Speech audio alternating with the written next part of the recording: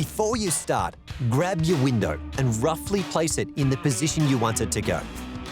Then, measure the outside frame of the window and take those measurements to where you want the window to go in your wall. You should be making sure that the edge of your window goes onto an overflute so that it seals up around the edges. Measure the inside of the window to approximately 630 millimeters wide by 730 millimeters high, as this is the size you need to cut out for the window. Then, using those measurements, measure out the opening where you want your window to go on your shed. Remember, you want the outside of the window frame to go over the flute of the wall panels so that it seals up around the edges. Use a black marker and mark out the size of your window so that it's clear where you will need to cut. Once you have measured that up, use a drill to make a hole in each of the corners where you have measured.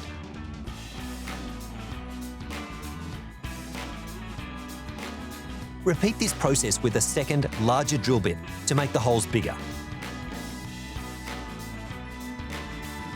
Then, grab your tin snips and proceed to cut out your window. Always wear gloves when doing any of this work.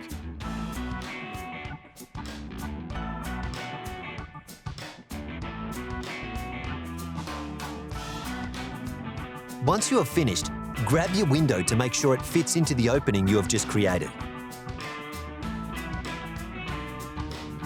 Now, grab your drill and drill out 4 holes around each side of the frame and place a minimum of 4 coloured rivets evenly spaced into each of those holes.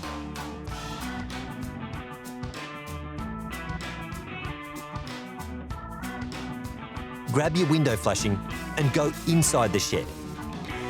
Fit the short face of the flashing between the window and the cut edge of the wall panel. Secure the flashing to the wall panel with 4 evenly spaced rivets onto the overflute.